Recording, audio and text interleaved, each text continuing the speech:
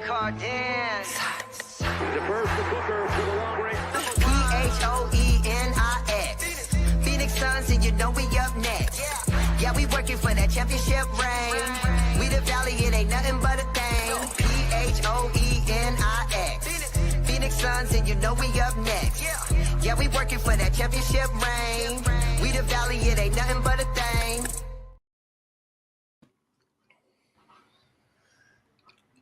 Welcome, everybody, to the Aussie Suns Fans podcast. I am your host, Gavin. We're a little bit short-handed today. Shout out goes out to Boyd. I hope everything's going well, mate. But I am joined today with everyone's favourite Aussie in Singapore. Nate, how are you going, my friend? What a title. Man, I'm feeling good. I'm ready for this one. I've already been up, watched a game of basketball, played some 2K on the PS5, and got a couple of bourbons in me, so I'm good. And and a shout out to Boyd too, because I gave him a bit of a ribbing in the chat before without knowing what he's going through at home. So, yeah, he's not joining us. But, hey, look, it'll probably be a succinct 45, 50-minute pod with I'll still give him a ribbon, proper content.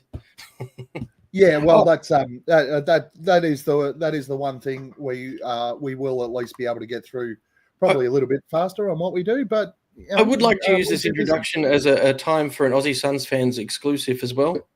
Next week, I will be another year older, and part of that, which has finally fucking happened, is this shit. I now need reading glasses. Looking sharp, my friend. Yeah. Sharp. Yeah. No one's seen me in them yet, except the girlfriend. This is it. This is now what I'm going to look like when I work, when I read, and when I sit at my computer. Look, the positive thing is, mate, it does make you look a little more intelligent. So anything that does that is always probably an advantage for you. Well, the next step is shave the head. So, the ball patch is getting out of control, man. Yeah, don't worry. That comes too, mate. Don't worry. It'll be on its way very, very shortly. Make no bones about it. I know it. All right. So I guess it's about that time. It's time to wrap up the last week. All right, look, don't worry, Brick. We got your back, okay? First things first, we need to get you a little protection. There it is. Brian Fantana's glorious cabinet of condoms.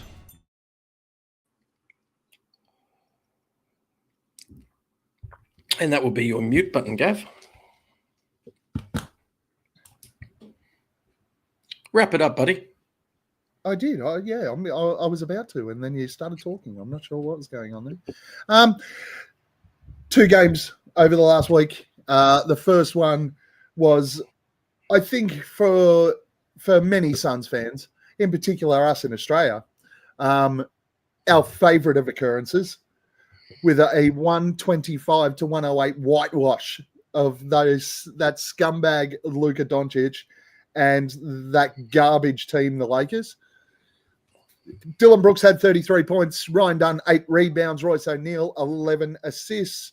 The unfortunate occurrence, obviously, is we lost Devin Booker. It took a while for that to get confirmed on the broadcast too. I was waiting until well into the third quarter to hear what the fuck is going on. Yeah, absolutely. It's and I think there was people asking the question in our chat during the game, and no one had any idea what was going on until it sort of started coming through on Twitter. And then, of course, yesterday's game. I didn't watch yesterday's game. I clearly was lucky not to, and I certainly wasn't going to watch it back. But a 98-117 loss. Nate, in your words, not like the first Houston game where at least we had a crack. This one was deplorable. It was disgusting. It was not fun. I did turn off with 3 minutes to go. Once I saw the bench cleared at 5 minutes remaining, the white flag was up with so much time left on the clock. And I was like, okay, you know what? Fair enough. They've played like shit. They're not going to turn it around. If they were at least putting some effort in and you were down that far, you could at least get the margin down. And you should, if you had enough effort already in the game, maybe you could turn that last 5 minutes around and not lose by so fucking much and get those percentage points back up. But they waved the white flag. The coach knew, no, this is not our fucking day. Yeah. Well, Brooks had 23, Goodwin 5 rebounds, and Dylan Brooks 4 assists. What other comments would you like to make about this week's games, Nate? Couple, actually. So we go back to the Lakers game. Obviously an incredible one for us. At the end of that, the Suns became the 4th team in history to record at least 16 steals while holding their opponent to 1 or none. That's good. At the end of the game, JJ Redick spoke in the press conference to the Suns' energy and why they got the better of them. So it was good to actually not to talk favorably about the Lakers, but we don't hate JJ Redick. So props to him for recognizing that you can't just walk in and think you're going to win on us. As far as Houston goes, it was a complete opposite. Houston, the highlight or low light, I guess, was the 3-point shots. We went 5 of 36 with a 3-point percentage of 14%, which was later discussed as the worst 3-point shooting performance this season in the entire NBA with a minimum of 25 shots. Grayson Allen, Royce O'Neal, and Colin G. Villan Jr. combined for 2 from 18. 2 between them. But I guess silver lining and shit sandwich and all that, at the end of it, we're still sitting 9th in the league for 3-point percentage after that game. That's all I wanted to add to that. I think the challenge that we're going to have this year is we will have games like that where our shooting is off, and we don't have enough strings in the bow for additional firepower to be able to compensate for it. And I think that's what I don't think the additional strings we didn't have any strings in the whole fucking orchestra firing. It wasn't just one. It wasn't one weapon or 3 fucking instruments. It was the entire fucking orchestra was off. Yeah, and I think that generally, especially if our outside shooting is poor on a night, we'll have the same comments. When we have a poor shooting game, we'll think that the entire game is off.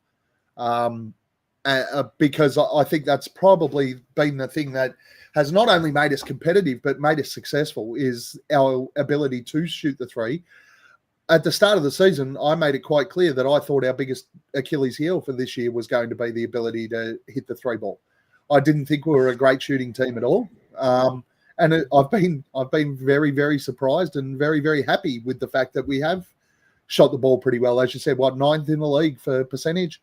After the Houston game, we're still 9th in the league for 3-point percentage for the season. Yeah, which is great, and it's like the jump from our defensive ranking and even our offensive ranking are both higher, I think, defensively definitely higher than last season because we had a team that didn't even bother playing defense last year. And it's been a real positive. Even there, if I look at the scores. So Houston got hold of us. They beat us by what? 19? 29. I don't know. Whatever. It doesn't matter. It was a fucking whitewash, like you said. 19 points they got us by. We still kept them to 117 points for the game. Now, you're frequently in the NBA at the moment seeing scores of 130 to 140 points per team. So to keep it, we're keeping these teams down. Against the Lakers, we kept them to 108. Last week we had, I think it was 2 of the 5 games we kept our opponent to under 100. So that at least there we've got that identity. I didn't see the Houston game. I don't know how we were on the defensive end against Houston, but it just says to me that they didn't have the ability to completely go berserk on us. If you watch a highlight reel, it'll probably be about 5 seconds long. Right. The one silver lining is that Houston played today against Dallas and lost by 13 points. So, that gave me a chuckle. That was the game I watched. And, it was funny seeing Dallas get interviewed at the end because they won the game. we tied them out. You're welcome, Dallas. Yeah. Who was your MVP for the week? Dylan Brooks. It's kind of a banner vote. I mean, I can't give anyone a fucking MVP for the Houston game's performance, but based on everything else I want to talk about with that particular name, he definitely gets my MVP vote. He held the team up. He's become the number one option.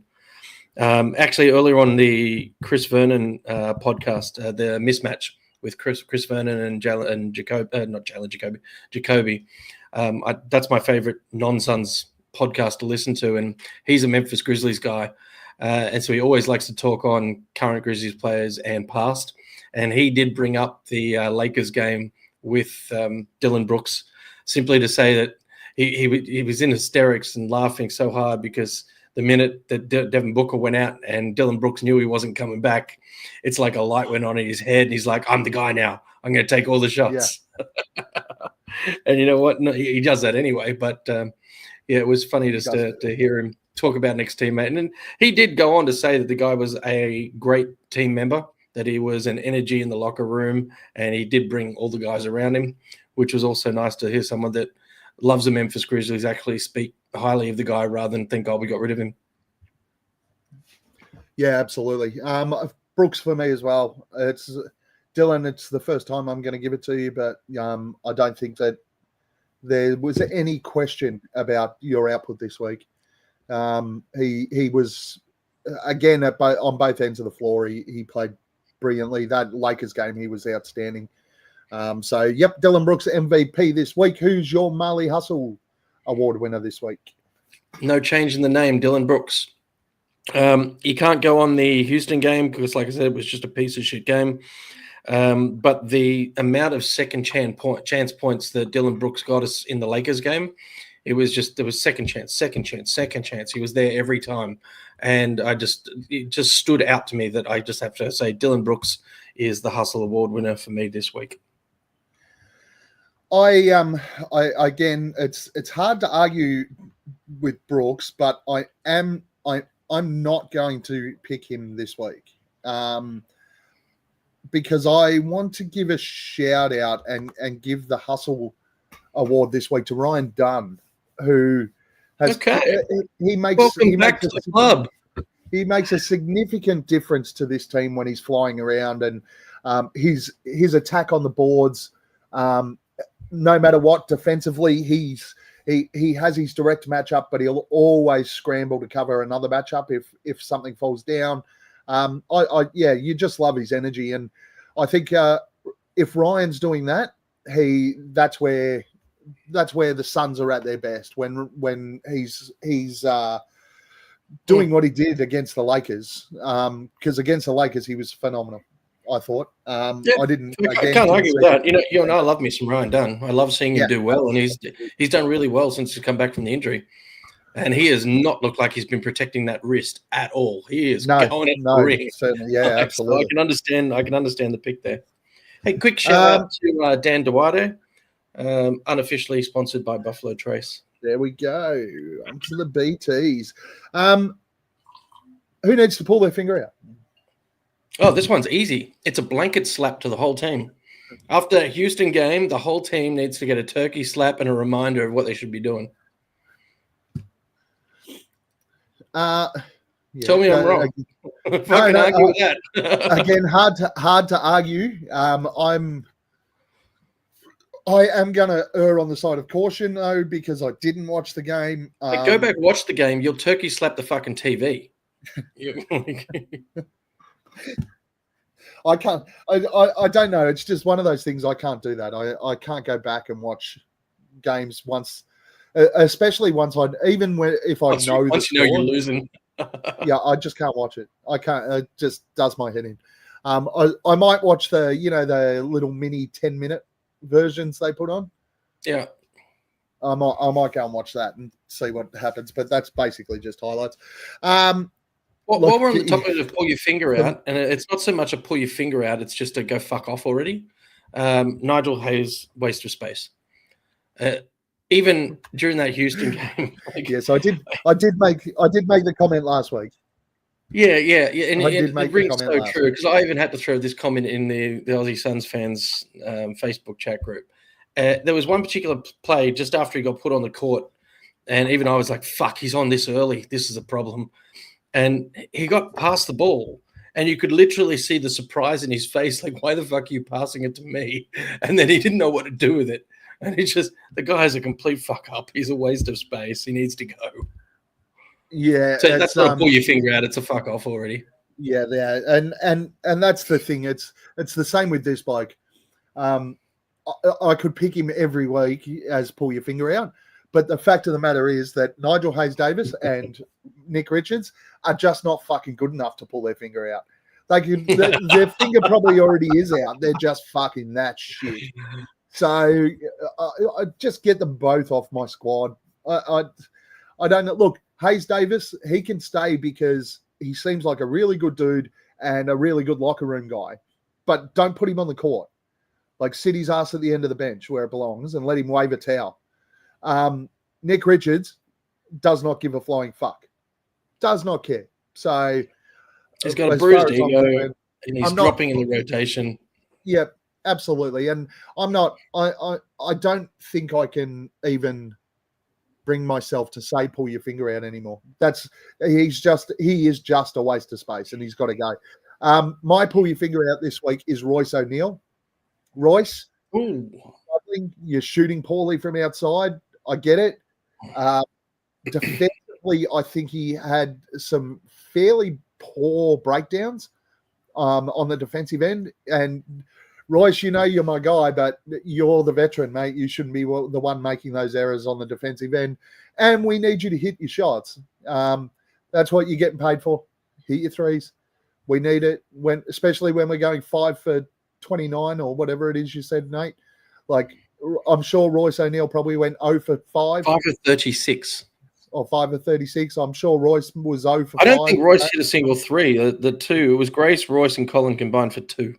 Yeah. So, come on, Royce.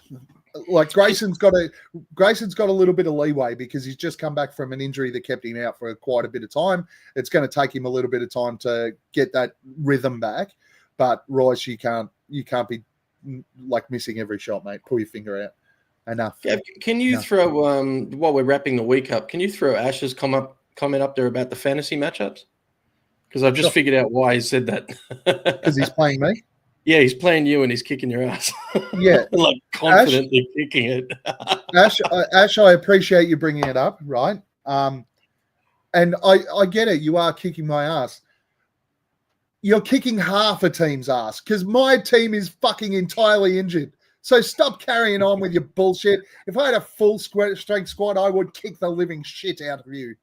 In fairness to you, Gav, you are sitting second in the league, and I'm still grasping onto fourth. Yeah, maybe we'll do a little fantasy wrap up in next week's pod in the root section. Yeah, we can do that. We should be doing a little wrap up each week, I guess. I'm gonna allocate and delegate that to you. Each week you can do your little Suns fantasy basketball wrap up each week for the podcast. That's a good idea. Sure, I can put some effort into that. Definitely start next week because I'm losing this week and I don't want to talk about it. Yeah, I got Ash a couple of weeks ago, so that was a fun move. I think it came down to the last day and there's only a couple of points between us. Anyway, anything else this week we need to talk about, or is that? No. So let's go back to our record predictions. I know Boyd is well and truly sticking by his 60+ win team. His I think he is 60. What do you say? 61? Didn't the NBA have like five years in a row where there wasn't a single team got 60 wins? I'm sure I heard that recently on the national media, that there was a series of 5 years not so long past, probably before OKC dominated. Maybe. Maybe. Okay, so currently the Suns are 7th. We're 13 and 10. How good is it to be above 500? I did not think I'd see the team above 500 this season. So it is very good. It is very refreshing as Suns fans, especially since I still would have liked to have I still would have liked to have done better in our first game against KD, but whatever. Your prediction is 32 wins, Nate. Anything happened this week that made you change that? Look, what I'm seeing from the team is that they are going to make a fool of me. I do think they're going to get a lot more than 32. I took 32. Now... I took 32 because the over and unders that I bet on with Ladbrokes was 31.5. They are making that look very, very achievable. But I'm not going to review my my prediction until after the Christmas run. So come January 1st, if I'm going to revise it, I'll revise it once. It'll be then. But so far, I'll just stick to above 32. We're currently win pace wise, that beautiful predictor that everyone uses, but means absolutely sweet fuck all. But win our current win rate or the way we're tracking is to 48 wins as it stands. I'm still sticking with 35 at this point. As I said, I'm concerned about the injuries. I'm concerned about the wear and tear, especially on the young guys. So I still feel like our back half of the year might hurt a little bit. So that's why I'm glad we're stacking up wins early, because we've got to keep stacking those wins up. If you want to talk about that, actually, this was actually mentioned on the Kevin O'Connor podcast, not to do with the Suns, but they were talking about because you were just talking about run rate, and on the current run rate, we're on par to get 40 whatever wins. If OKC continue their current run rate, they're on track to get a 78-4 season. Yeah, it's ridiculous. And you know the worst thing? That's actually realistic too. The way they look at the moment, what are they still fucking 20-1 or something? 21-1 or I don't know what. 20, they've still only lost one game. It's something ridiculous. When I write it down, I was going to talk about this a little bit later on, actually. When what are they? Yeah, no shit. They're 22-1. I'll save that bit for when we start talking about next week. It's all right. Yeah, hold on to that. Hold on to that for the relevant segment, and let's switch gear and go.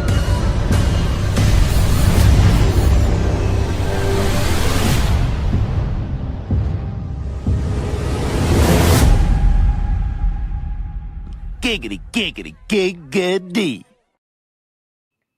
Let's go back to our roots, Nate. It's root time already. Now you sent me something this week that touches on a conversation that we had and gave everyone an update about what we did over in Phoenix when you and I went over together. 2 weeks ago we had the memorabilia discussion from the root section. That is, yes, we did. So here, Nate sent this through, and we figured it'd be nice to show everyone exactly what transpired when we were at Marley's and what it was that we got hold of. They just gave us a haul of shit for nothing. And the two things that we discussed here. So first of all, that was the jersey that I said, the GCU Marley jersey that came in a massive glass frame that which you and I pulled out of the frame and gave the frame to housekeeping. And the one that you spoke about that you left either in a lounge or in the overhead luggage on a plane and lost is that picture on the right-hand side. Yeah, it still hurts. Limited edition. And yeah, that's I'd forgotten how beautiful that picture was until I found this. Good. Because I'm got a new iPhone, so I've been backing up all my photos and everything to do the transfer, and I came across this and thought, we better bring this up and chat to it again. So good. Look, a couple of hats there, the jerseys, basketballs, shoes. Yeah, that was super. That black shoe there is Dan Marley's shoes, signed and numbered on by him. That's sitting in storage unit back in Brisbane. And of course, the Tom Chambers shoe, which is just right there. Deodorizing your garage. Barkley basketball, which is up there. Yeah, pretty awesome. Pretty awesome day. Off that, where the topics this week in the chat that we wanted to touch on was the book ones, Nate. That was the big hot topic question. Would you still buy book ones now? Good question. I liked the shoe, and I made sure I got a pair. The only pair I could find in my size every time I looked happened to be the pink ones. I bought them in Manila, and I had no spare luggage space to bring them home. So I carried them on the plane and held them on the plane and put them in the overhead luggage, just a shoebox. I'm not a massive fan of Nikes in general, outside of Air Force Ones, based on the shape of the foot. And the book's somewhere between Air Force One's the most comfortable fucking shoe on earth, and I'll die on that hill. I own something like 5 pairs. But the book 2 is reportedly a little more towards AF1 than book 1. We and I did discuss in our pod that if you bought the book 1s, go up a size. Absolutely fucking true. If you try and get the regular size and the book 1s, they're uncomfortable. You go up a size, they're actually quite comfortable. But they still have that turn in the toe that's not like a straight foot that I need. Would I buy book 1s now? Depending on the price and the color scheme, maybe. And it definitely depends on the fabric. The biggest disappointment I had with the book 1s is the fabric, because they get dirty so fucking easy, and it is so not. Oh my God, they're to impossible, maintain. man. They're impossible to keep clean for such a Oh, cool. look, I love them though. Right, so awful. I'm with Ash here. They're probably one of the most comfortable pairs of shoes I've ever fucking owned. Love. Buy some Air Force Ones. Buy Air Force Ones. So would I buy them again? Hell yeah, I would. Will I buy the 2s? Yes, I will. Oh yeah. Look, even I'm on that bandwagon. I want to see them. I want to wear them, and I don't care if it's the bright fucking orange ones. I've been walking around West Geelong in Singapore, in local town, with pink shoes on, and I don't care. For me, it's that they are, in particular, they look more like a basketball shoe. And I'm due for a pair of new basketball shoes, so I'm pretty pumped about that, because my basketball shoes always have a bit of longevity because I only wear them for basketball. So I know that I'll buy the book 2s, and the only time I'll wear them is for basketball. I was always like that too. If I'm playing court ball, I only wear them on the indoor court. That's it. That's all they're for. Hey, yeah, I've got to ask though, because there's a big argument out there between high tops and low tops, and one of the let's call it the haters that I mentioned in a "fuck that guy" segment once was the comments around Booker's ankle injuries and why the fuck is he bringing out a low rise shoe. Now, we all know that they tape themselves up the hilt anyway. The amount of tape they've got on their ankles, they don't need a high top, so low top's fine. Yeah. But when we come to our level, where we're just 2 middle-aged fat guys playing fucking basketball, do you tape your ankles? Do you strap your ankles, or do you just put your shoes and socks on? I just put my shoes and socks on. That's why. So I'm like that. That's why I wear high tops. I always wear the high tops too. But you were just saying you're going to buy the book 2s to play in, and they're a low top, a low rise. So are they? Are they though? Yeah, they are. They look to be not high tops. They look to be high enough that they're going to sit over the ankle. Yeah. Okay. Well, we'll see what happens when we find them, right? Yeah, that's it. Once we see them, we'll know for sure. But yeah, look, I certainly wear higher. I tried wearing my books for basketball. I got through 2 games and went, I just don't feel. Yeah, you're too worried.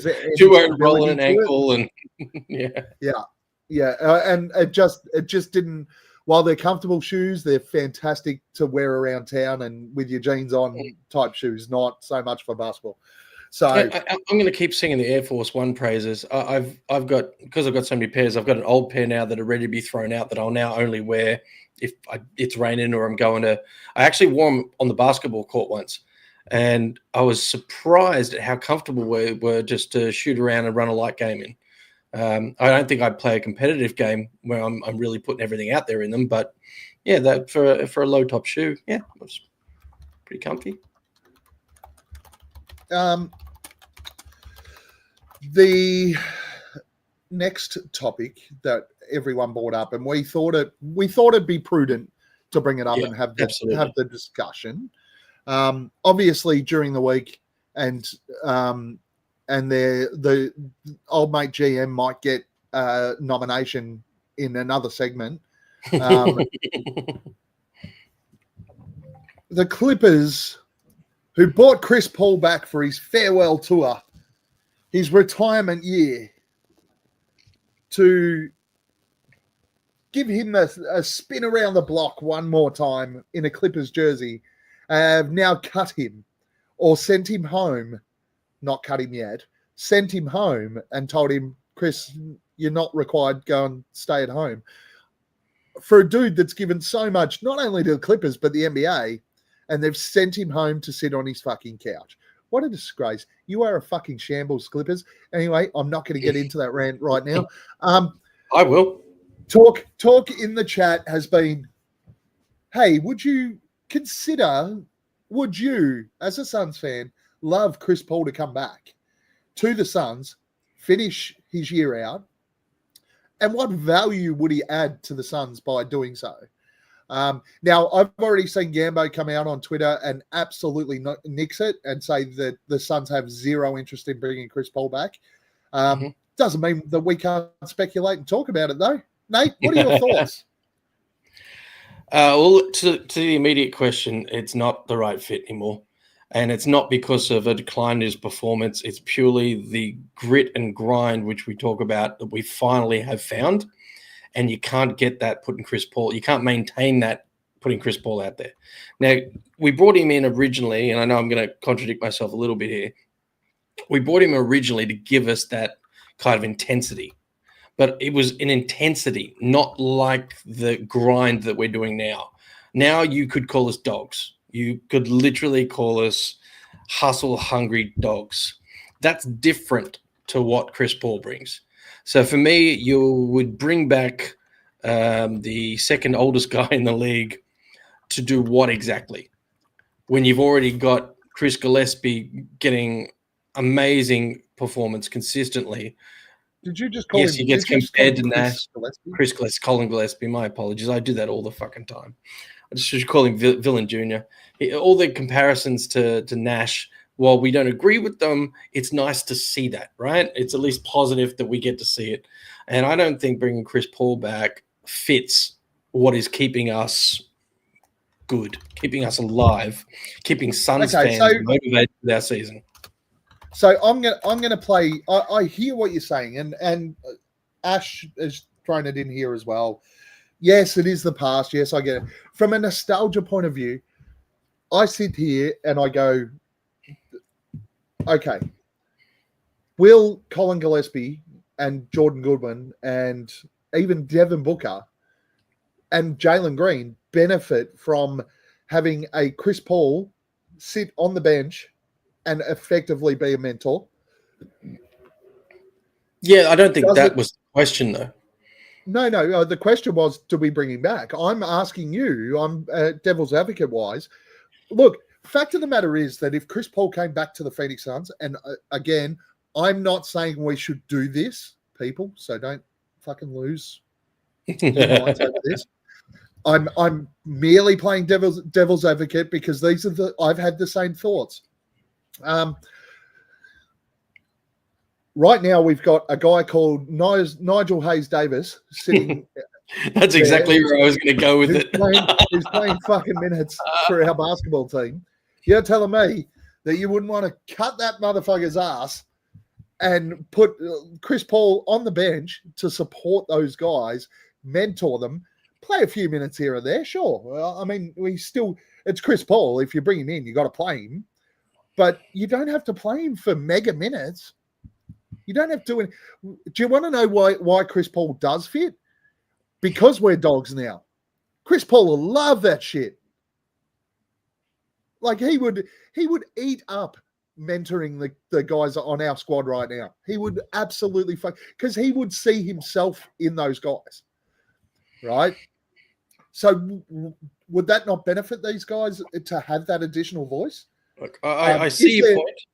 Is there an opportunity to bring him in basically off the bench as an assistant coach type person who transitions into an assistant coach role? Because I think we all know Chris Paul's going to be a fucking great coach. Mm-hmm. Well, here's a completely different argument then. Based off what you said, okay, math, business aside, Chris Paul instead of Nigel Hayes Davis, waste of space on our bench. Yes. 100%. Is he going to be happy just being on the bench waving the flag in an assistant coach role? Don't know. Does that change his enjoyment of being in Phoenix if he's not going to get the minutes? He's Chris Paul, right? So he's going to want to play. Exactly. Make no bones. I make no bones and no apologies about that. But the fact of the matter is, you coach. You say to him, Chris, we'll give you this opportunity, but this is your role. You need to understand this is what you're coming in to do. Okay, so what's the cost of doing that? If you want to do that. Mathematically, the cost to the Suns of doing that is losing the accumulative trade value of Nigel Hayes-Davis and Nick Richards together, because they would have to spend a vet min on Chris Paul. So that makes the getting rid of Nick Richards and getting anything back harder. So that means if you want a mid-season trade to replace Nick Richards, you can't have Chris Paul and something else, because you're going to have two dead weights at the end of the bench then. But why can't you make that? Why can't you make that trade now? I'd trade Nick Richards tomorrow for Chris Paul. That's kind of hamstringing any opportunity to make a valuable trade later. If somebody finds value in, if anyone found value, this is true. We Chris do have Paul, a roster spot. Yeah. Oh, we do. I thought that was filled with Jordan Goodwin. That's why we cut. Butler. Yeah, maybe. We are not getting anything of value for Nick Richards. We need to stop bluffing ourselves. There's some stupid teams out there. Fuck it. I don't know.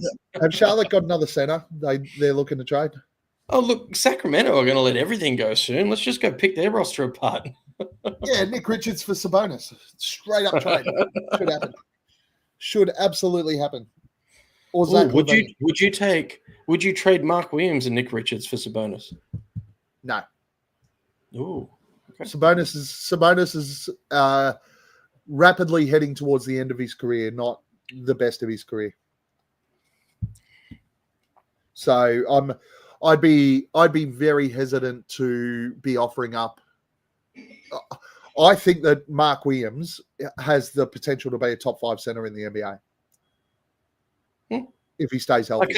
If he's healthy, I tend to agree. There's obvious ones ahead of him, but their list is not. Yeah, right now there is. Right now there's absolutely obvious ones ahead of him. But if he stays healthy, I think that he's got that Lakers game.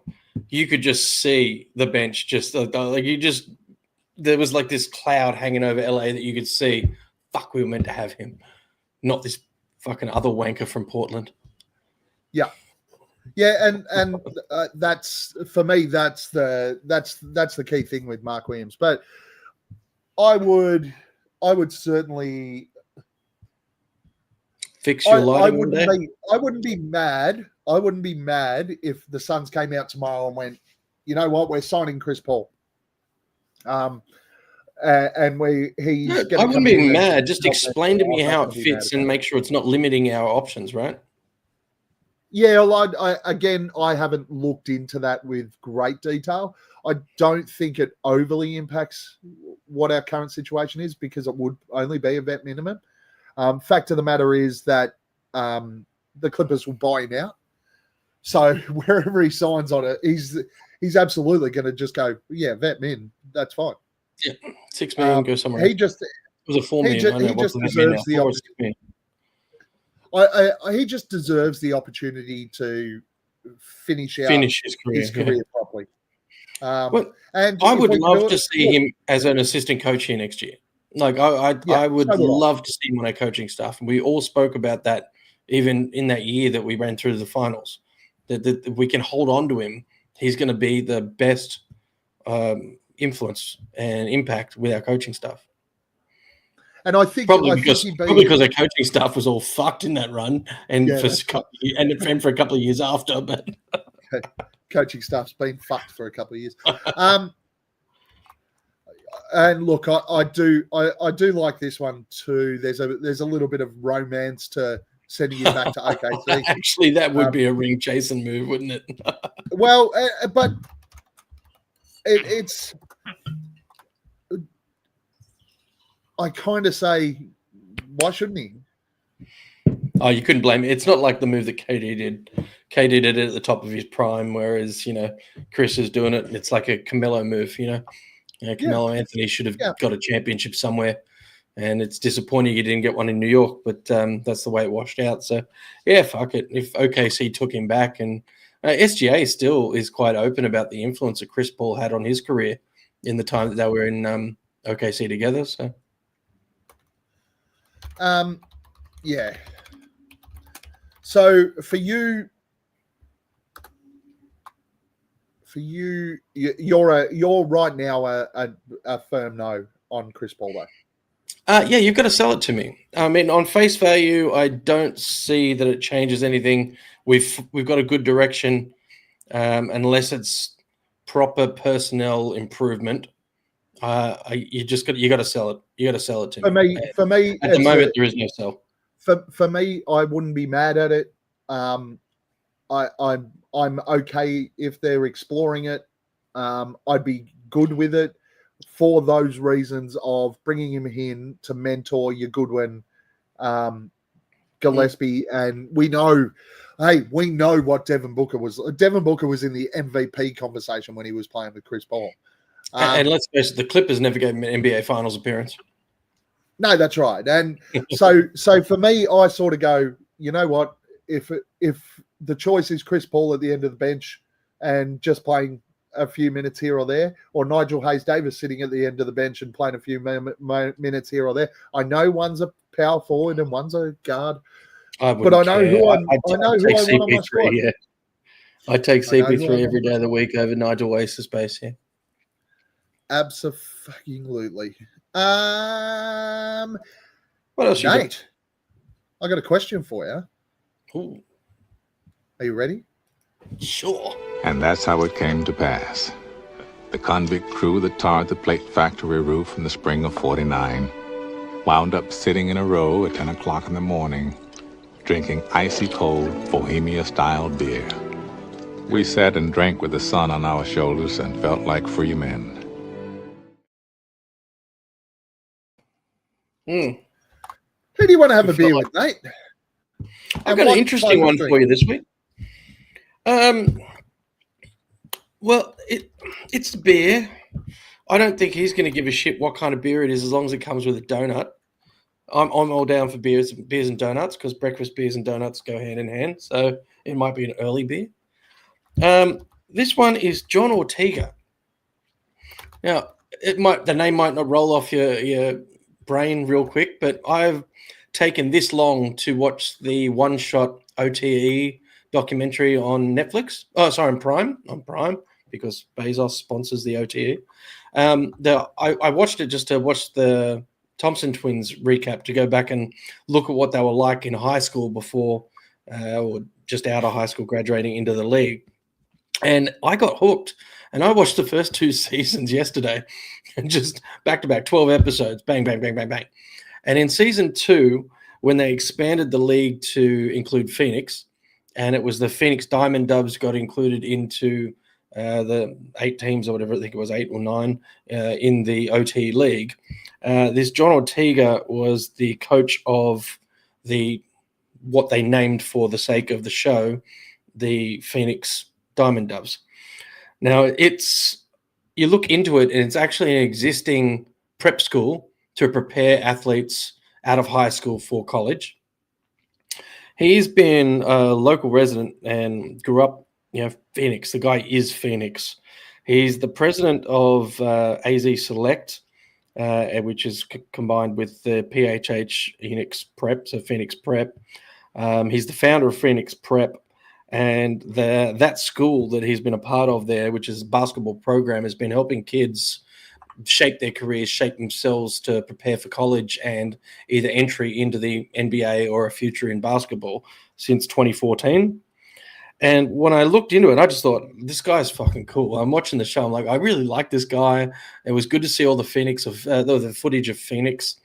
Even they were making them run up, and I'm sure it was Camelback, mountain, and they're just over the water towards in Tempe, where the ASU is, and there's Camelback up the back there. He's making the cunts run. There's the first C-bomb for the episode, 44 minutes, 54 seconds. And making him run up the mountain, and he said no one else has mountains where they're playing. We've got a mountain. We're going to run the mountain. So it was really good seeing all that. So my beer goes to him.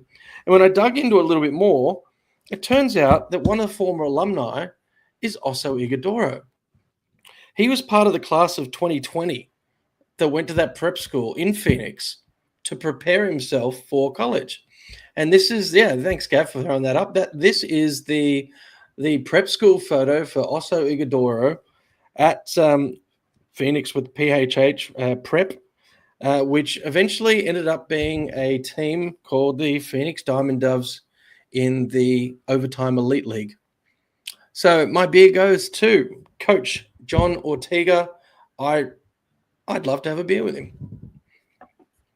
He did not come back for season 3, by the way, but so that's probably what I want to talk to him about. Like, what the fuck happened, bro? You're a legend. Why aren't you back? Why'd you go? Not enough coin? Based on what the guy from Jelly Fam in the Bronx said, he said he took a massive pay cut to run that team. So I'm like, yeah, you're probably right, Gav. Not enough coin. Not enough coin. My beer this week, I will go with. I haven't really thought about this, to be brutally honest. I've had kids' birthdays and shit this week, and I have a beer with your son. It's all thrown me out. Well, he's 18 next month, so I will say I want to have a beer with Duncan because Duncan's me mate. No, love to have a beer with Duncan. Love to have a beer with Duncan.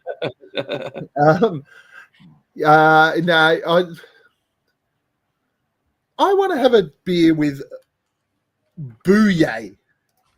Whoa! He seems like a fucking fun dude. A lot of energy, love his style. I just think that him and I sitting there with a nice lager at Marley's, he'd be a laugh. I think he'd tell some cracking jokes. Yeah, he's my beer this week. I think he'd be fun to have a beer with. Booyah. Plus, I just want to do that. I just want to go, booyah. Look him in the face, hold a beer and go, booyah. Hey, I want a double fist, the booyah. When they bring the beers up, you go, booyah. Yeah. Hey, before we move off the topic, I forgot to mention at the Phoenix Prep that I was talking about, Grayson Allen actually hosted a youth basketball camp there last year. So they really do their part for the community too. Certainly sounds like it. I don't have a photo of Grayson Allen for you, though. No. Sorry about that.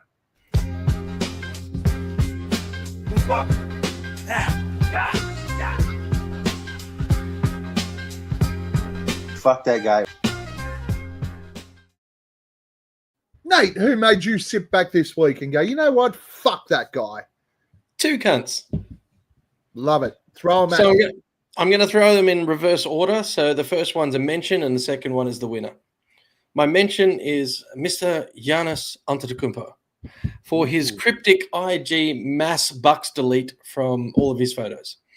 So I don't know if you heard, but he went through, everyone should be aware, because it just blew up all over fucking social media and it got everyone fucking in a panic. And he deleted all of his Bucks memorabilia except for the one holding him a trophy, the championship trophy. And then he comes out in the next game and gets injured 2 minutes into the game, disappears from the court, still not playing with the team. And all we get is a story from Chris Hayes saying he spoke to Giannis and Giannis said, I would run through a wall to make things right. That's it. That's the whole explanation for his tosser fucking performance. Either he got drunk, he smoked a blunt with KD and did some dumb shit. His PR team fucked up because they mishandled a trade request. Who knows what happened? But he's just dropped this bomb. The social media world's gone crazy. And then he comes out and to back it up, he gets injured 2 minutes in and now he's not playing with the Bucks. I mean, it doesn't look good. The optics are fucked. That's true. Yeah. Who's your winner? So my winner, though, is the usual consensus, given that we played LA this week, and I do have another reason, it's fuck Luka. Fuck that guy. It's been too long since we've dropped a Luka. It is. I know He's full deserving of it this week. Our friend isn't on the show live today, but always puts fuck Luka. It's always fuck Luka. So we got you one this week. Yeah, so he came out in the first half against us, did fucking incredible as far as the scoring performance goes, and then completely choked in the second half, finishes with 38 points for the game and still loses by a fucking country mile. The bit that did it for me, and I hope she's not listening behind me while she's working, my girlfriend was actually in the room while I was watching that game, and it was definitely during the first half, and she's sitting on the beanbag down next to my lazy boy. Yes, because in my area I have a lazy boy for myself, and that's all I care about is myself in this room. She's watching the game and actually said, "Oh, that guy again. He's very good. I love that guy." And she was talking about Luka, and I nearly fucking lost my breakfast because you can't explain the hate we have for the guy to somebody that's not invested in the team. So I think her comment about Luka, based on the fact that I can't stand the guy, and then we were playing the Lakers and he was just being a fucking Nancy boy prick the whole time, and then we beat him. He has to get my prominent vote for fuck that guy this week. And whining. Such a pussy. Such a pussy. He's almost unwatchable. Ashley, not cool, man. He's actually unwatchable at times with the whining. And the other one is OKC are a fucking phenomenal team. But god damn it, I didn't realize how much they bitch. Oh yeah, they carry on. Fucking, I can't wait for this week. They've got a point guard that gets fucking 700 foul shots a game. Shut the fuck up with your whinging. I reckon bring back 90s basketball rules. Bring back the referees. 90s rules, and then see how we go. Because these people like Shea, Harden, fucking all these floppers, Luka, LeBron, they're all going to get fucking hit. They're all going to fall to the floor and cry, and the ref's going to play on basketball move. Yeah, I like it. Bring it back. I want to punch-ups again too. I'm sick of all these guys. Oh, I'm the toughest guy on the earth. I'm going to get you because there's 3 people between us. Fucking let them go. Yeah, let them fucking finish each other up. See how much pussies they really are. Yeah, I know. I like it. And I like that you got worked up there and got a bit ranty. Yeah, And Ash said it perfectly. Brooks with 90s rules. Fuck, that'd be great. That would be. Wouldn't it? Unleash dog. And he'd get away with those shitty little calls that they keep hitting him with, and he would be even more of a fucking pest to other teams. Could you imagine that talk? I did love one of the parts of the Houston game. I don't know why Dylan Brooks keeps ending up. I think it's his own doing. Keeps ending up defending Steven Adams. Because we know they get along. But there was one point where they're walking back down the court and he's making sure he gets some shoulder action again. He's just like giving it to him and lipping off to him as they're walking down the court. And the camera went in on Steven Adams and you just see Steven Adams laughing. He just could not help himself but laugh. He used to be on the team with this guy and this guy's giving it to him and he's just total, like, Steven Adams is a class guy. And it was just watching him laugh. That's hilarious. And it was good fun with those two as well. So that's always good fun to watch. The guy who made me sit back and go fuck this guy this week is Brian Windhorst. I love Windy. I love me some Windy. I love his podcast. It's on completely on rotation for me. I listen to every episode. But, Windy, your fucking spiel on ESPN after the Lakers lost to the Suns was fucking utter garbage. Oh, the Lakers, though, they looked so tired after 3 games in 4 days. Hey, Windy, the Suns were also playing their 3rd game in 4 days. They didn't get up and down the court very well. Windy, the Suns were playing their 7th game in 11 days. Oh, they just really needed that break. Wendy, the Suns actually flew in like really late and struggled with their last week of fucking scheduling. And you're sitting there making excuses for the fucking Lakers. Guess what else happened? Devin Booker went out in the first quarter. Jalen Green hasn't been playing. Grayson Allen was returning from nearly 10 days off through injury. Ryan Dunn just came back from a wrist injury. Ryan Dunn had only just come back. Yeah, well, like, seriously. Where was the comment? Where was the comment? Like JJ Redick said. JJ Redick basically said in his after game, we fucked around and found out. We did not respect them, and they out-hustled us. Where's the respect for the Suns, Windy? You were there. We're more than happy to slap us in the face last year when we were shit. But how about giving us some credit when we're good? I just think that how good would it have been if we could get Heath Franklin doing his chopper routine on this show for that segment right there. Like, oh, yeah, fuck that guy. Oh, harden the fuck up. Oh, not here to fuck spiders. All right. What's coming up, Gav? What is the team in general, just a hard-playing group of individuals? Nate? Oh, that's it? You're just doing that 2 seconds of the intro? I don't know what happened. In general, just a hard-playing group of individuals. That's Let's go. how they are 1, 2, 3, built. 1, 2, 3. That's how they're wired. That's what they do on a day-to-day basis. Come on, let's go. Let's go. Lock in. Be as aggressive as we can all night long for 48 minutes. All right. Back to our technical difficulty ways. Jesus. Anyway, up Another this short week, we've got Minnesota at 11:30 a.m. on Tuesday, then OKC in the NBA Cup quarterfinals at 11:30 a.m. on Thursday. And then if we are successful in that game, we could potentially have a game on Saturday at 1 p.m. in the NBA Cup semifinals. So if that doesn't happen, it's another 2-game week. If it does happen, we get 3 games. That's exciting. Well, let me throw this back to you, Gav. Fine. Before we predict, which will give away half, at least 50%, or actually all the predictions, do you think we have a 3-game week? No. Yeah, neither do I. It's pretty hard. It's pretty hard to pick, isn't it? Our performance against OKC last time was fucking phenomenal. I loved it, but I still can't see how we get. OKC are playing with a purpose. They want to win the NBA Cup. They want to win fucking everything. They want to win every game, every championship, every MVP, every. Yeah, they want to have the most dominant season in NBA history, and that's what they're out for. That is what that squad is attacking, and unfortunately, they're just better than us.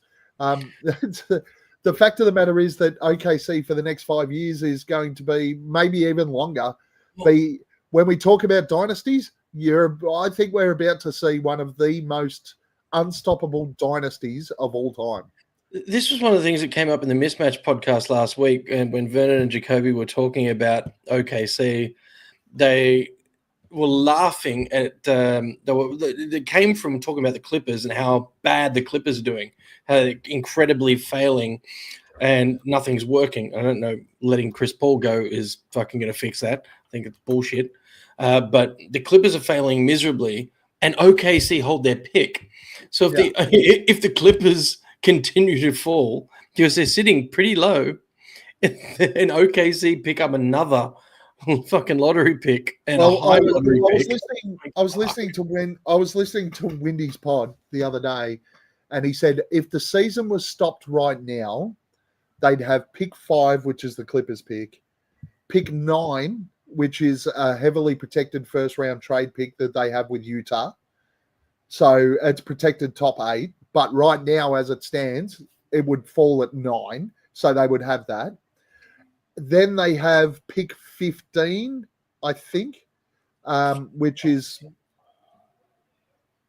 can't remember which team that's from, but pick 15 and then pick 27. So they would have at the end of this year pick 6, 9, 15. So 3 lottery picks and 27.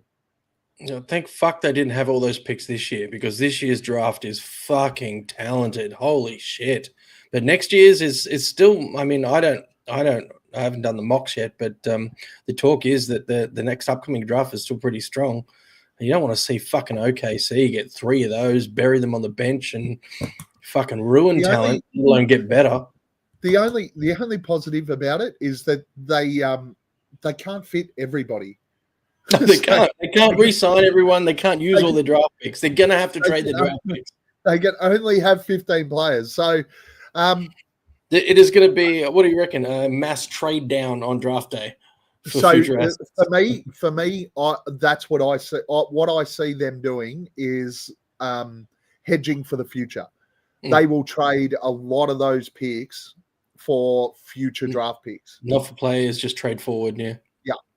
Yeah, I can see them going, right, here's this, you can take pick 6 and 9 and give us your from 2031 onwards every 2 years and give us four first rounders. Look, let's just assume that you and I both think we're not going to win the NBA Cup game against OKC. Is that a fair bet? Yeah, I think that's a fair bet. That's a fair bet. So let's lead into Ashley's comment then.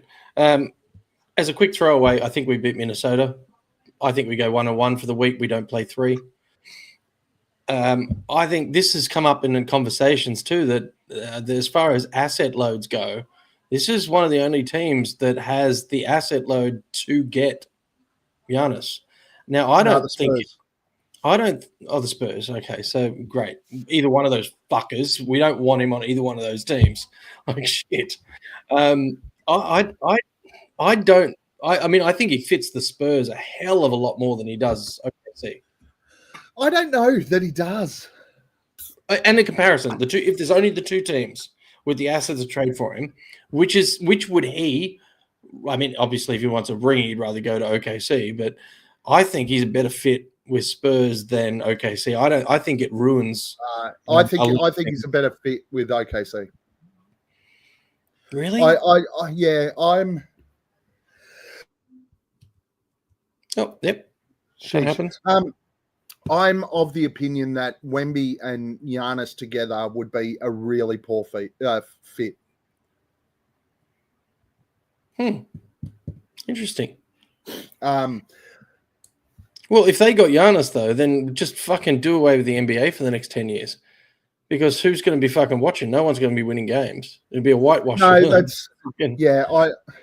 Adam Silver's got to step in at some point, right, and just say, hey, I can't let this happen to the league. I don't know how he's going to do it because everything's been done legally. But the whole league's just, people will just give up. General managers will just quit. What's the fucking point? I think it'll be very, very difficult. Yeah, I don't see how Adam Silver can possibly fix it. Because, as you said, it's all been done legally. It's all straightforward. But if I'm OKC now, I'm looking at those picks as how do I safety net the future, not this year, because I've already got a championship team. Their biggest problem is paying their roster next year. Yeah, and the year after. The fact of the matter is they're going to be allowed to. Under the rules because they own those players. So they will certainly go take the Golden State route, pay the tax. They'll significantly go into the second apron. But they will look the guys around the edges, and this is where those picks become important because the guys around the edges will get paid. Guys like Isaiah Joe will be able to go out and get paid in the league. They're going. OKC are going to sit there and go. SGA, Chet, Jalen Williams. They're getting. We'll pay them whatever it is that we need to pay them. But I still think if Giannis does get traded, he goes to New York. That's always been the talk, though. Everyone wants to go there. Donovan wanted to go there. Giannis wants to go there. I still think that's probably his most likely landing spot, there or Miami. Him in a Miami outfit, that'd be interesting. I think that's what I see. In saying that, Jesus Christ, he'd be really, really good on this Suns team right now. He fit perfectly into that gap we've got at the power forward wing position, wouldn't he? He's it's the one spot we need to address, and he wants a team of guys around him that are just fucking hustlers, and that's what we've got. He wants people that are willing to work. Geez, it'd be nice booking Giannis in a pick and roll. Oh, give me that. I think we don't win a game this week. I think we'll lose to Minnesota. You think I we think lose we'll the lose mini to game as Minnesota, well? and I think we'll lose to OKC. So you think we need Book to beat Mini? Ash has come on to yell at me, so Yes! I'll let him on. I threw him. He's been in the chat. He's been so involved. I threw him a link and said, just come join us to close the show, buddy. How are you, gentlemen? How are we doing? Always better when we see your there, beautiful face, Ash. What's happening? What's your prediction for this week, mate? 2 games, Minnesota and OKC. If you think we beat OKC, then you've got to predict 3 games. Yeah, no, I think, OKC are just too good, aren't they? They're scary. I completely agree with what both of you said. It's going to be tough for the league for the next few years. I think we're a chance against Mini. I think we match up pretty well against Mini. I think their shooting is not real flash. Last time we played them, we really exposed pretty much like their. Sorry, my young fella's here. My young fella wants to get on. Yeah, come get on fake TV. He wears his son's jersey. He's a good kid. Yeah. So who's going to win? Suns versus Minnesota this week. Suns. How much by? That a boy.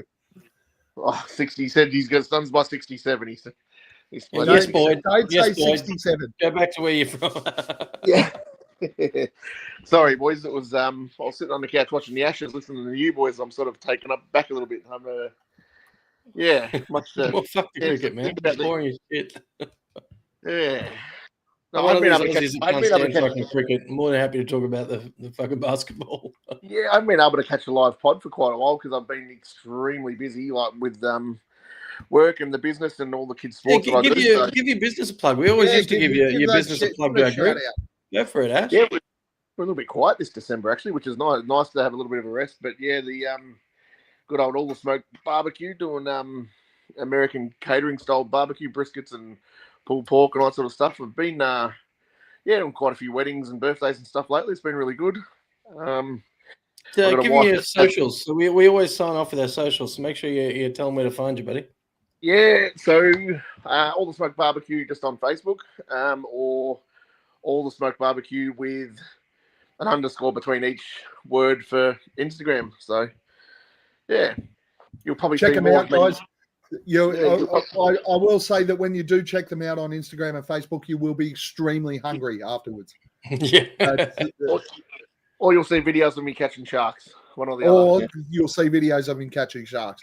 Yeah. So you think we can beat Minnesota? We're not going to beat OKC. Yeah, I think we exposed Minnesota last game. I'm in the boat. Them off. Yeah, 100% we did. Yeah, and I think that's great. I think Randall hates the Suns. He really hates the Suns, and I love beating him. So I think they're overrated. I think Minnesota are overrated. I think Ant's an absolute gun, but he's not as consistent as the other superstars yet. I don't put him quite that high on the rung of superstars just yet. He's getting there, but I think we exposed him. I think we can do the same. OKC, different story. I think, especially now, it's going to be one of the semi-finals for the thing, and it's actually playing for a little bit more. They're going to probably step it up a notch. I think we're going to struggle with the OKC for sure. Does Book play against OKC? Yeah, what did I see today? Was it a Callan Olsen report or was it a Gambo report? I saw a tweet today that they think that he's going to be good for that game, and even Jordan Ott mentioned it and said he thinks he'll come back for that game, and if he's ready to go, he'll go. So, yeah, hopefully. Minis no But hope. also, you know, we know what happens when we try and bring him back for crucial games, aka Christmas Day. That was a mistake last year, and we ended up losing him for, was it another 2 or 3 weeks after that? So, yeah, I'd rather us err on the side of caution. I think his long-term health is more important than making it through to the bloody NBA Cup. Yeah. Cup. Especially because we're sitting above 500, right? Right now where we sit, we're seventh, so we're still a playing team. I think our expectations are that we are probably a playing team this year. We are a 7 till 10, and for me, again, I think at the start I said I hope we go all out for NBA Cup because it might be the only thing that we can possibly play for this year.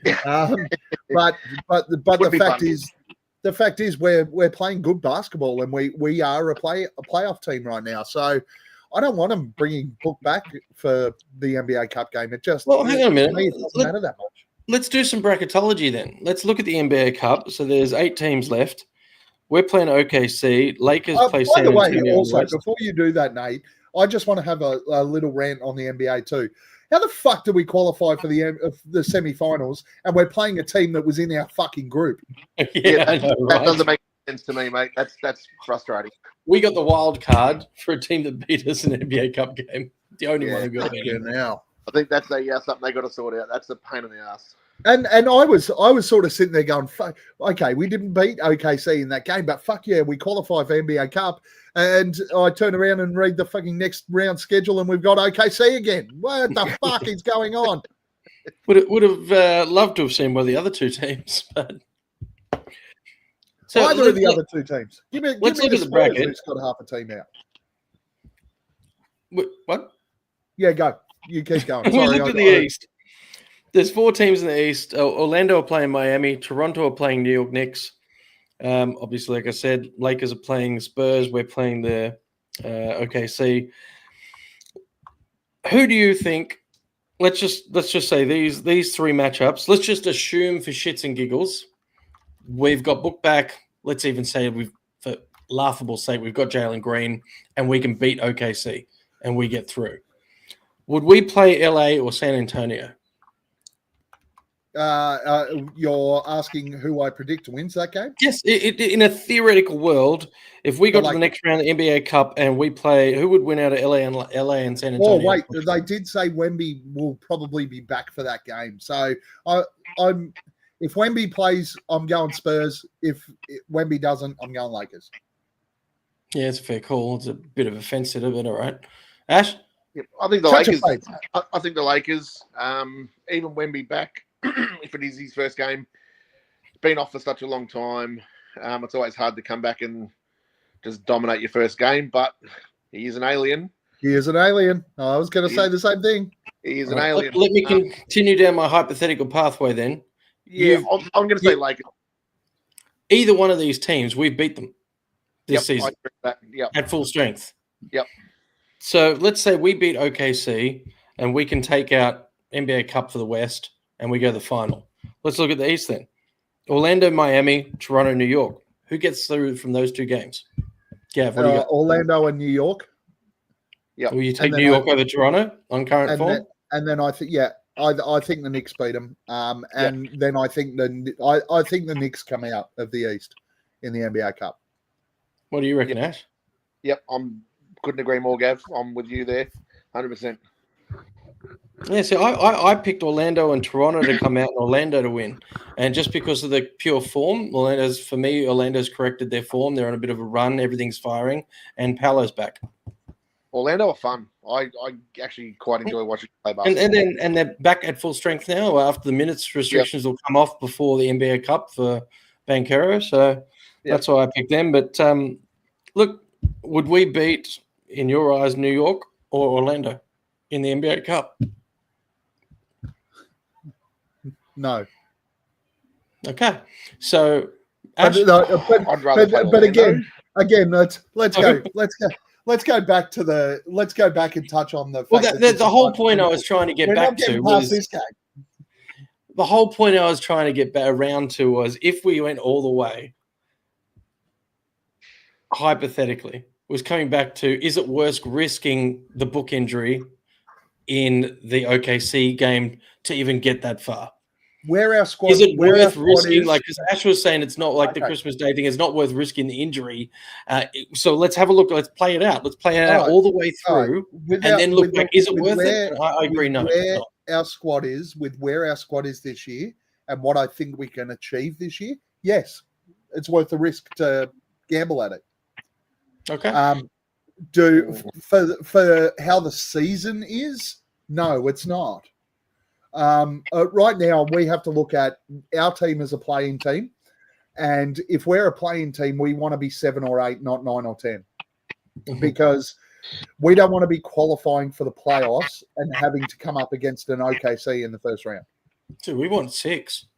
That would be the ultimate fucking dream finish to the season, to finish 6. Of course it would, because then we're playing the Lakers in a playoff series. Yeah, I think you don't risk him, because if we are talking about being a playing team and being around that 6, 7, 8, if we are there, that losing the book for 2 or 3 more weeks could cost us another seed or 2. You just can't risk losing him for another 2 weeks. I think if he's ready, he's ready. Agree. But 100% agree. We can't be.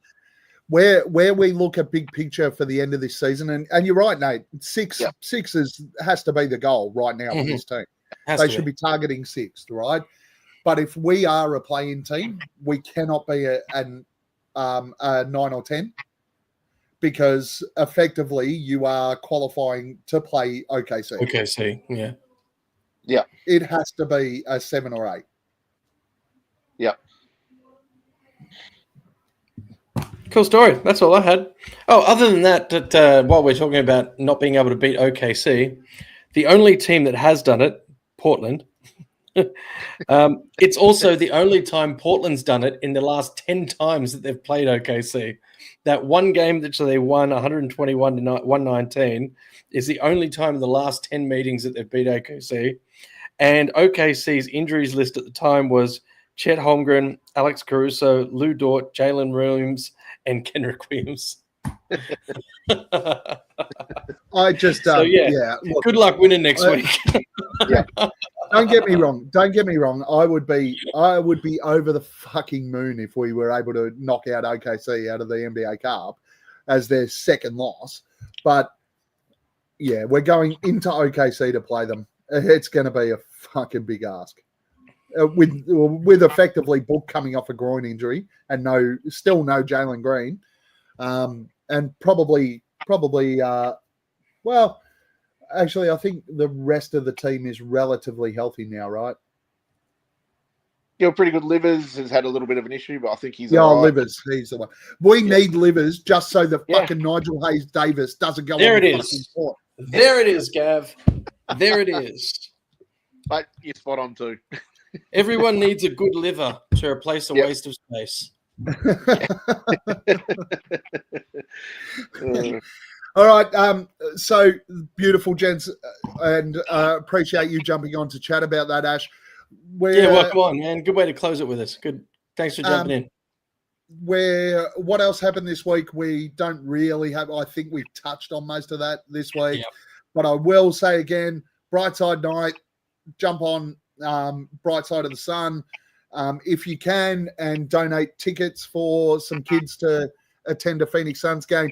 You can see our friends there at the front. I don't know what they're doing. Justin and Paul from Fanning the Flames. That's a really not a nice photo of Paul, but enjoy that, Paul. And of course our friend Justin there, he kind of this looks guy in the number 1 jersey, the Booker jersey on the right there. He doesn't look too underprivileged. He's doing well for himself there. Yeah, but you've got to remember that the reason the adults are there is when you and I know that most of us are Australian, and if we do donate, we don't get the opportunity. But when you do donate, you also get a ticket, right? To go to. Oh, do you? Yeah. Oh. Yeah. I donated just because I like the idea of sending a kid to a Suns game. I think it's a great notion. Yeah, it continues the legacy of our good friend Dave King. So jump in there, donate. It's like $15 American. That's one ticket if you can. I know it's a tough time of year as well, December. Trust me, I fucking know. Do you know there's kids' birthdays and fucking Christmas, and I'm completely fucking broke again. Thank you, kids. But jump in, donate, buy a ticket or two or whatever you can do. But Ash, you were a big fan of Dave King as well. I know that you loved yourself a bit of Dave King. And always reading the articles on Brightside. I mean, we share them all in the Aussie Suns Fans group, and everyone checks them out. So make sure you keep checking it out and see if you can donate. I'll never forget, like, I had the pleasure of meeting Dave for the first time when we were talking about your favourite Suns games you ever went to. When I went over to watch the Suns versus the Brisbane Bullets, I got to meet Dave. Having been an avid listener of the podcast, I got to meet him on that trip. And then the next trip I came back, it was actually Justin and Dan and Dave took me to meet Dave again. We all went to Dan Marley's and we drank at Marley's. So I've had the pleasure of drinking with him a couple of times, and he was an absolute champion. He really was. Actually, Ash, while you're on here, we've gone. Jeez, we went an hour 20. This is great. Yeah, proper content.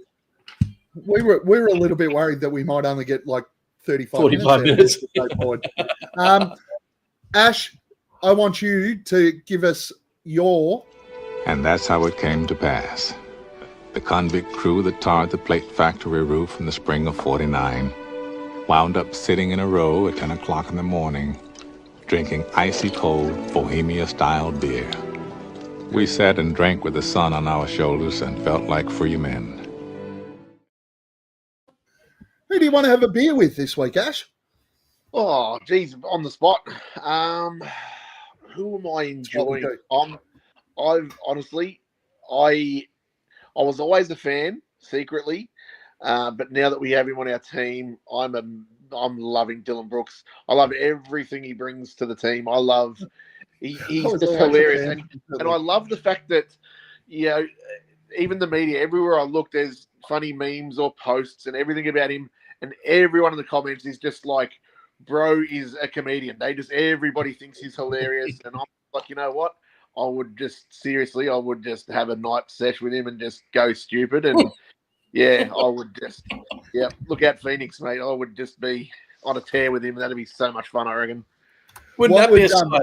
Ash and Dylan Brooks running naked down downtown. Oh, Jesus Christ. Nudie runs. Straight out of the river. Hey, and you know what else? You know what else Dylan Brooks would never back down from, unlike Boyd? Ash? He'd probably pay for some beers. He'd pay for the beers.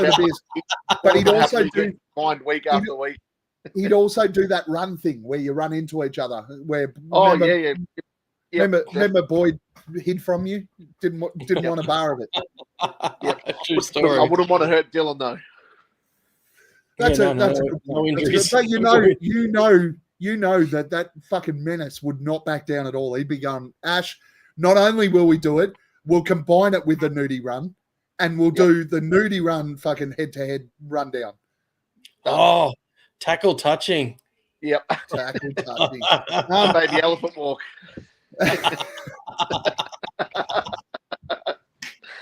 What sort of beers do you reckon you'd have with Dylan? What do you reckon Dylan would be into? He'd be on something.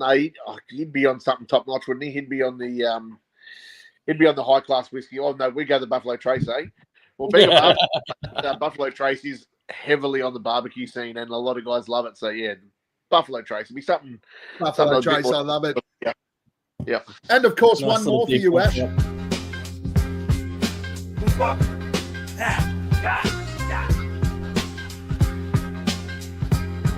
Fuck that guy.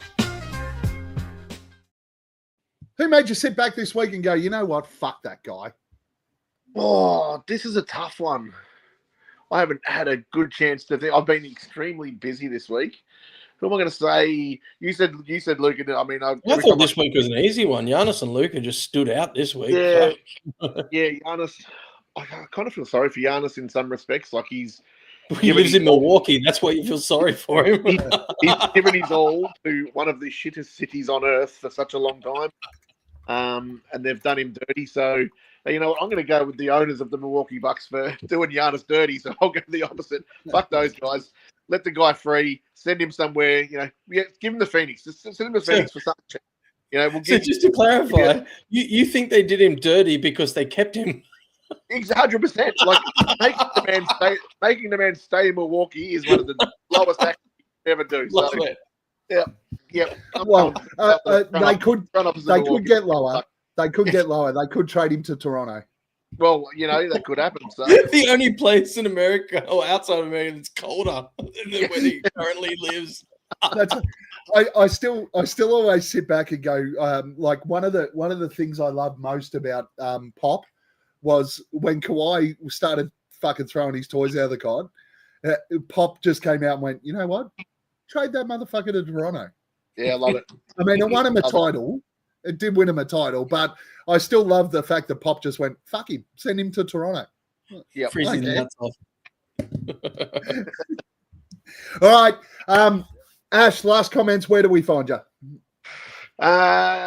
Facebook, Ashley Shaw, All the Smoke Barbecue. I am on Twitter, but I very rarely use it. I think I'm on ATS BBQ on Twitter.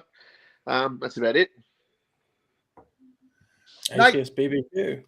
Nicky's Falcon on X and what's the other one? IG.